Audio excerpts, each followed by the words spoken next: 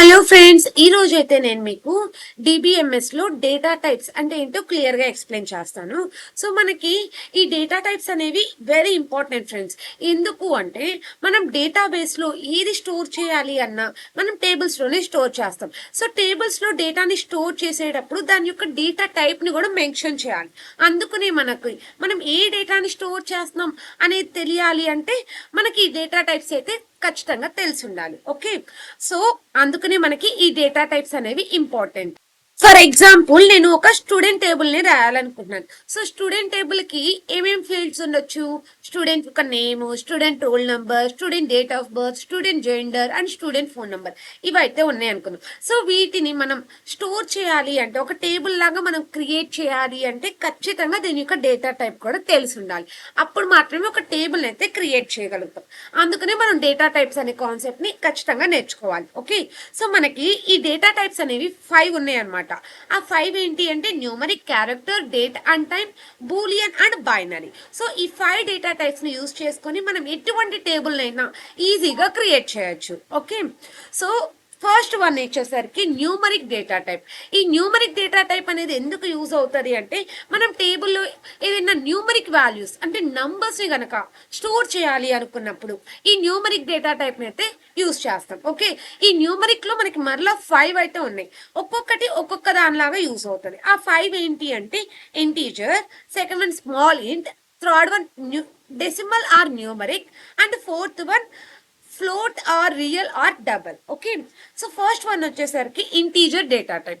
ఈ integer data type ఎందుకు use అవుతుంది అంటే, ఏదైనా మనం హోల్ నంబర్స్ ని స్టోర్ చేయాలి అనుకున్నప్పుడు ఈ ఇంటీజర్ డేటా టైప్ ని అయితే యూజ్ చేయొచ్చు. అంటే ఫర్ ఎగ్జాంపుల్ మనకి రోల్ నెంబర్స్ ని కానీ, ఐడీస్ ని కానీ, ఇటువంటి వాటిని యూజ్ చేయాలి అనుకున్నప్పుడు అప్పుడు మనం ఇంటీజర్ డేటా టైప్ ని అయితే యూజ్ చేస్తాం. నెక్స్ట్ వచ్చేసరికి స్మాల్ ఇంట్. స్మాల్ ఇంట్ అంటేనే smaller range of integer. So మనకి నేమ్ లోనే ఉంది. అంటే స్మాల్ రేంజ్, చిన్న చిన్న నంబర్స్ ని మనం స్టోర్ చేయాలి అనుకున్నప్పుడు ఈ స్మాల్ ఇంట్ అయితే యూజ్ చేయొచ్చు. అంటే ఫర్ ఎగ్జాంపుల్ ఏజ్ అంటే మనకి 2 డిజిట్స్ ఉంటది కాబట్టి అది స్మాల్ ఇంటీజర్. ఓకే, సో అలాంటప్పుడు మనం స్మాల్ ఇంటీజర్ ని అయితే యూజ్ చేయొచ్చు. ఓకే, అండ్ నెక్స్ట్ వచ్చేసరికి decimal or numeric.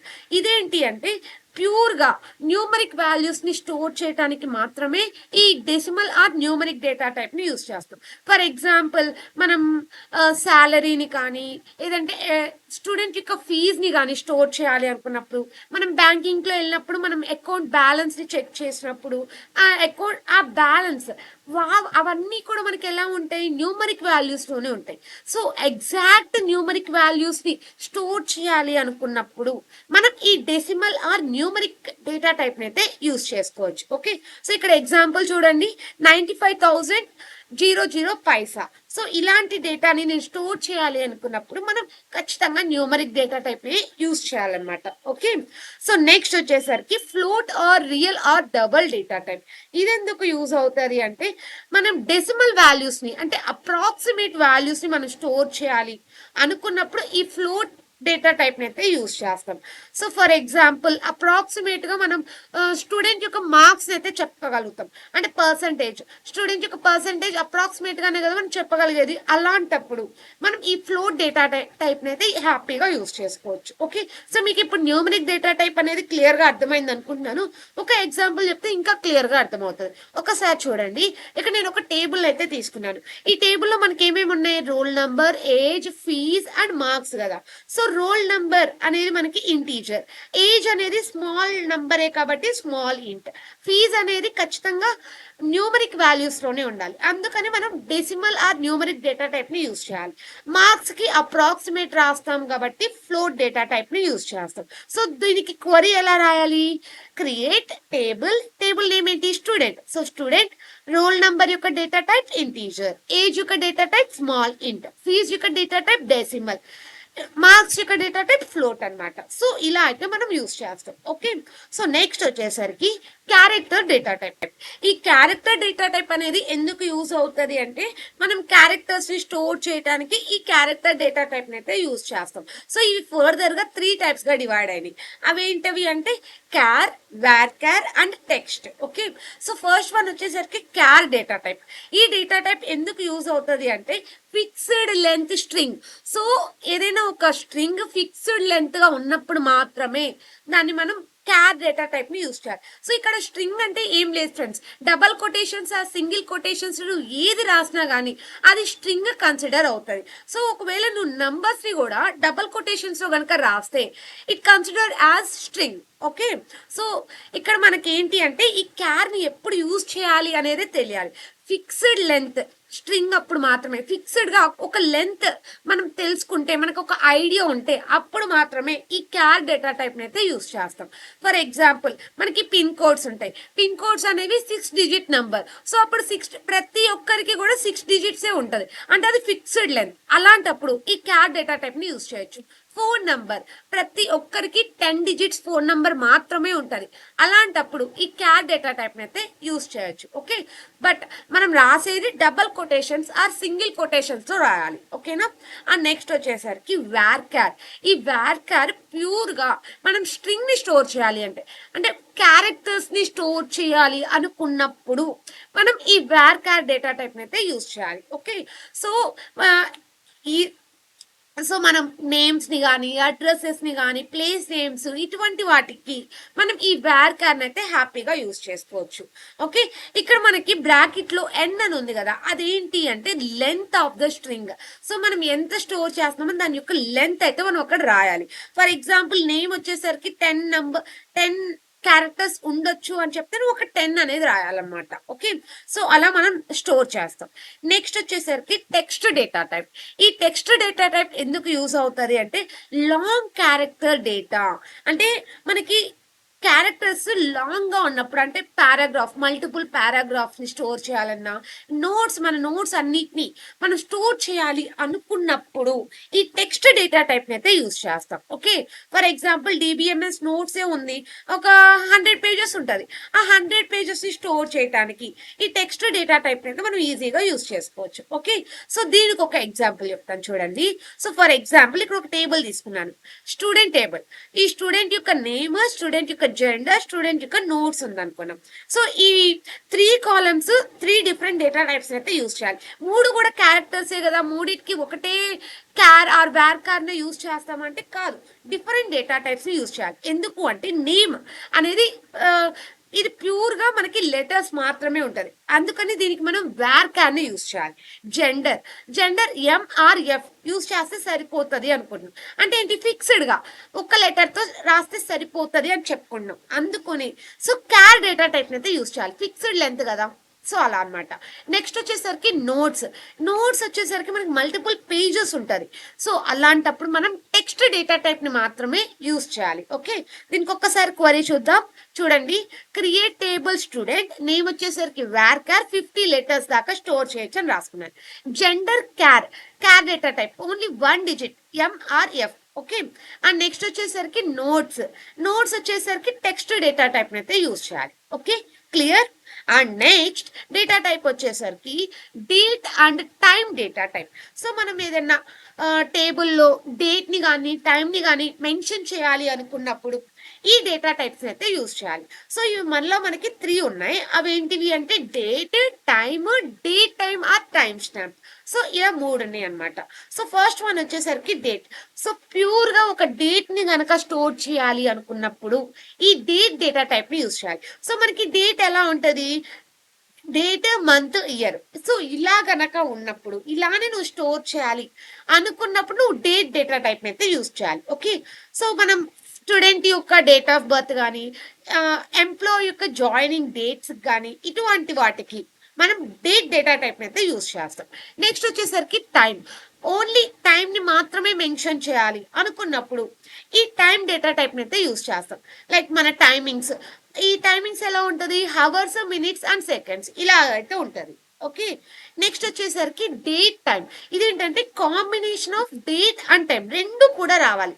At a time date and time రెండు మనకి కావాలి, అలా స్టోర్ అవ్వాలి అనుకున్నప్పుడు ఈ date time or timestamp data type అయితే యూజ్ చేస్తాం. ఓకే, సో మనకి ఇక్కడ ఎగ్జాంపుల్ చూడండి, మనకి డేట్ వచ్చింది and at a time time కూడా మనకి మెన్షన్ అవుతుంది అనమాట.